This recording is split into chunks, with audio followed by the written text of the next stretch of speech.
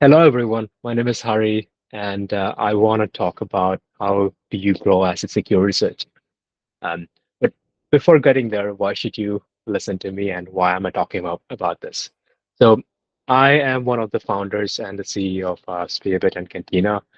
We started the company in late 2021, and before that, we were building the Solidity compiler. We noticed a lot of problems in the industry with regards to hacks, and we wanted to do something about it. And throughout this process, I've seen a lot of secure researchers grow at Spearbit and Cantina. At Spearbit, we have this four levels of secure researchers. If you're not familiar with these secure researchers, they are like the beginners, and then they level up to associate secure researchers. And then from there, they go to secure researchers and LSRs. A good thumb rule for the LSRs are they are the top 1% of secure researchers. So I have seen it all at this point. And for Cantina competitions as well, which is something uh, we do in the last year, where anyone can compete in public competitions, some of the largest competitions in the world. And I've seen people climb to the top of the leaderboard that came out of nowhere. So I've seen a lot of people like grow over time, and I want to share like some thoughts on like how they do it and how you can grow fast. There's one more thing, we have one of the largest contracts for secure research in the world, Christophe Michel. I'll probably share like my thoughts on like why he really like rose to the top and like what makes him special as well. Okay, before we get there, is Web3 security the right place for you? It's a question that I often get asked from really like new people that are trying to get into the market. And I would say that there is no place out there that's more meritocratic than Web3 security.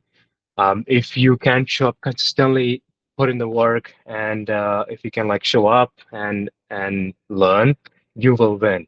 Like there is like no other place that I've seen where you can just be anywhere you want.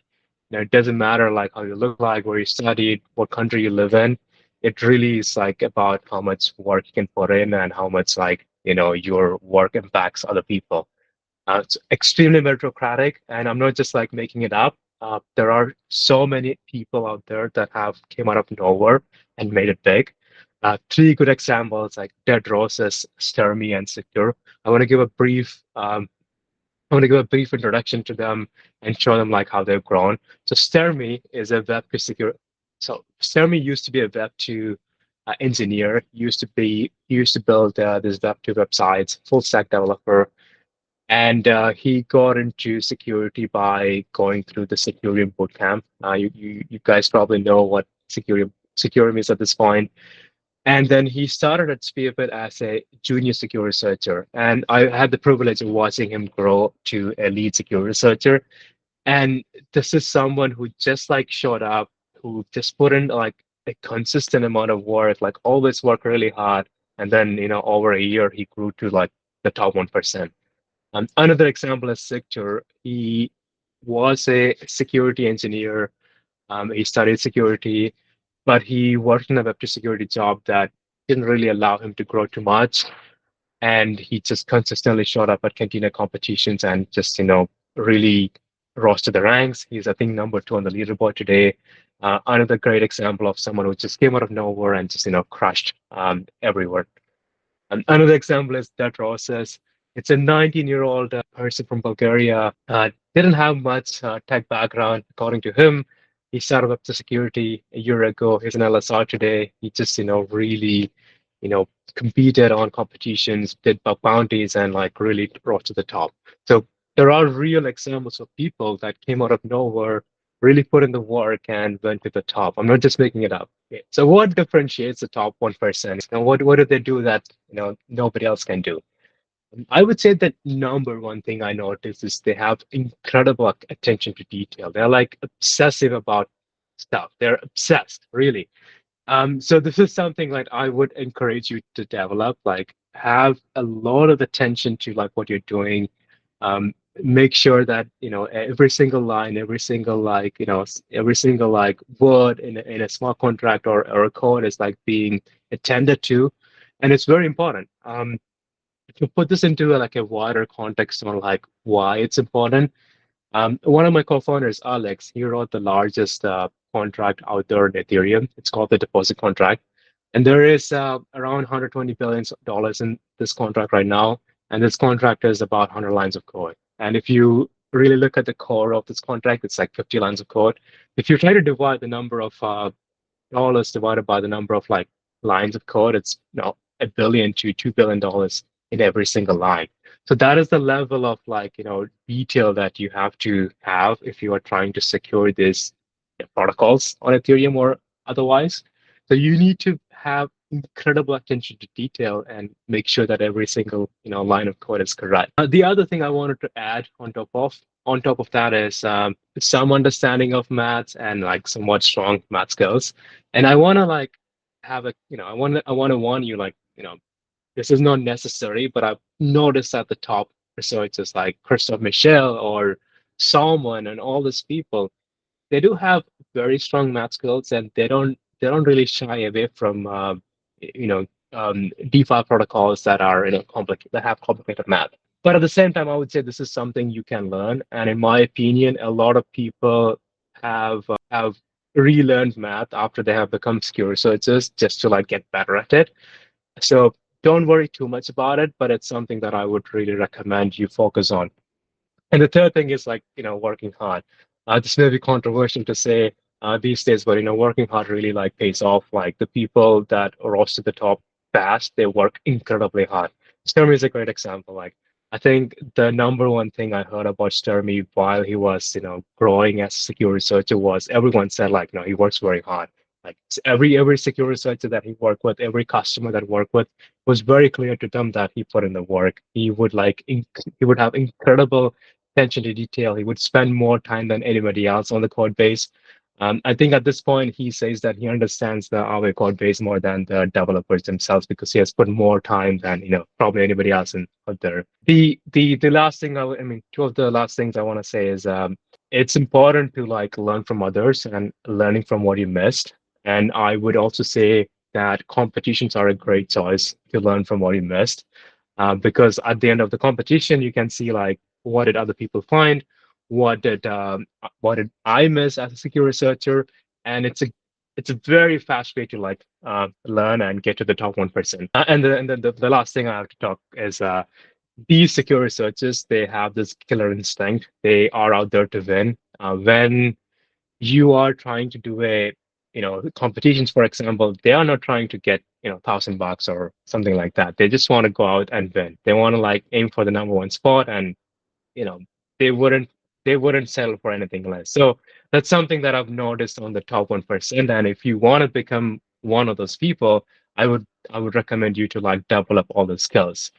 But if you are just starting out, how do you get to the top? If you're zero, how do you get to the top level? So I've had a slide about becoming zero to hero. And so I would recommend, if you want to, if you're just starting out, if you have some engineering background, or if you don't really have an engineering background, I would start say, learn one of these four things. You can pick Solidity, you can pick Solana, you can pick Rust, you can pick Golang. In my opinion, there is enough market for all four of them today. Solidity probably is has the most amount of market today. So if you just want to pick something where there's going to be a lot of competitions or bounties or security reviews, Solidity is a good pick. And I would say you should start competitions pretty early.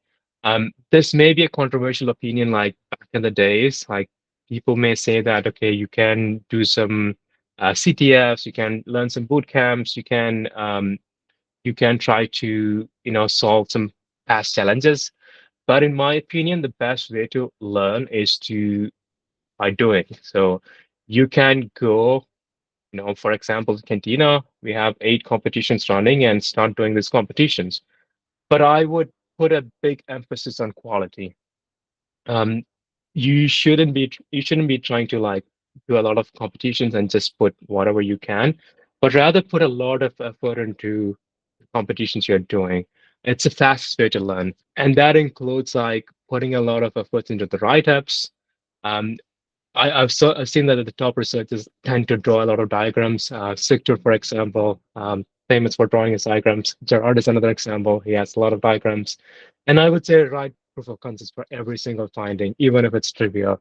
It's a very good way to like understand code bases. It's a very good way to make sure that the finding that you just found is actually real.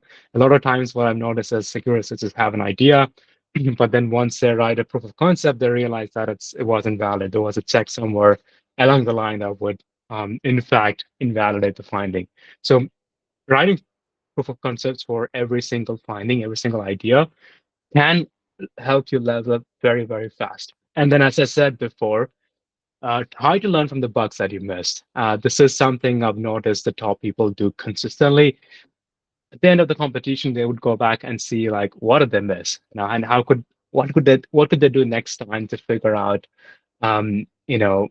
this bug wouldn't be missed the next time they're doing a competition. And another thing is that, once you are leveled up as a secure researcher, I would recommend you to join a guild or a team like Spirit. This is important because in a competition, you're working with yourself. You can learn from the other people's work, but there is a lot to learn when you're working with a team. For example, you can learn how other people do the reviews. You can like bounce ideas of someone, and this is also something that I would really recommend as you grow as a secure researcher. And if you want to join Spearbit, like we often say that, if you secure 5 top 3 wins in Cantina, we will probably reach out. So that's how you can join Spearbit. So really grind out the competitions and level up and then join a team. And finally, like it's all about practice. You do more reviews, you learn more things, you just keep hacking. Well, white hacking, of course. That's how you go from zero to hero. If you want to know in more details about how somebody went from zero to hero, you recently did a talk with Sector. Um, Again, just to repeat, he was someone who was a web physical researcher, was in a position where he didn't feel much growth in the web security space, and he started, learning about web security, and so there was infinite potential to grow. Like I said, it's very meritocratic environment. You just show up, you put in the work. Nobody cares where you're from. You just, get to the top very fast.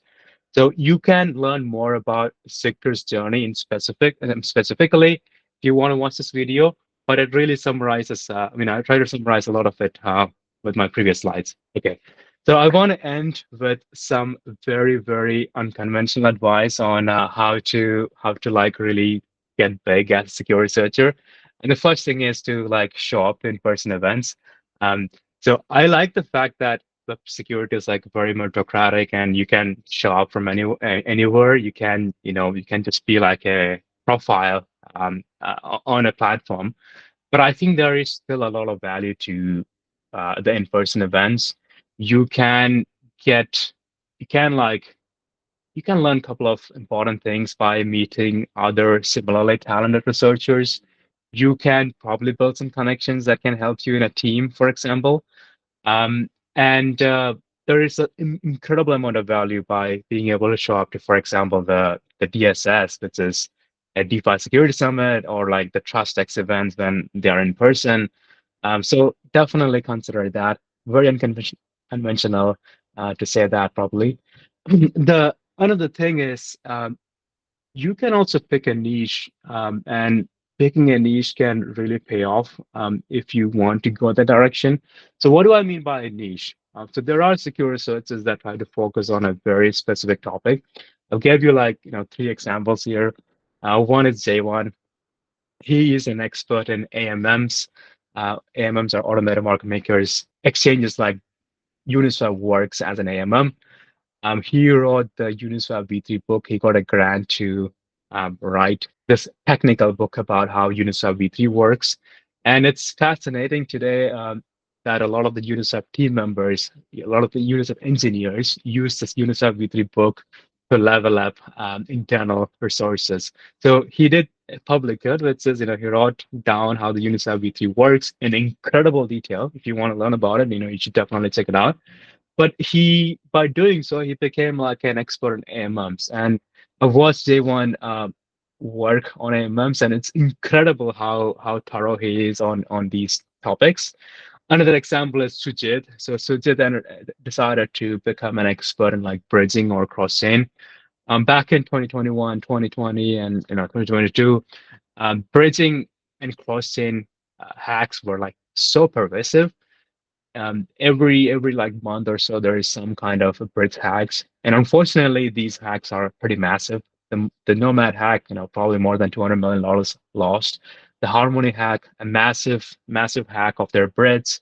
The wormhole hack, another big like moment in security history. So there is a lot of complexity involved in building a bridge, and if you are willing to really focus on that, there is there's definitely a lot of opportunity.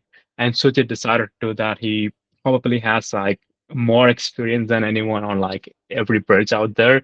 He ended up building a protocol called Superform, which works across like multi-chain, and he was also like the number one um, number one person on a socket, a CTF, which was a CTF organized by a bridging protocol that where you can like try to hack the protocol live and see if you can find bugs.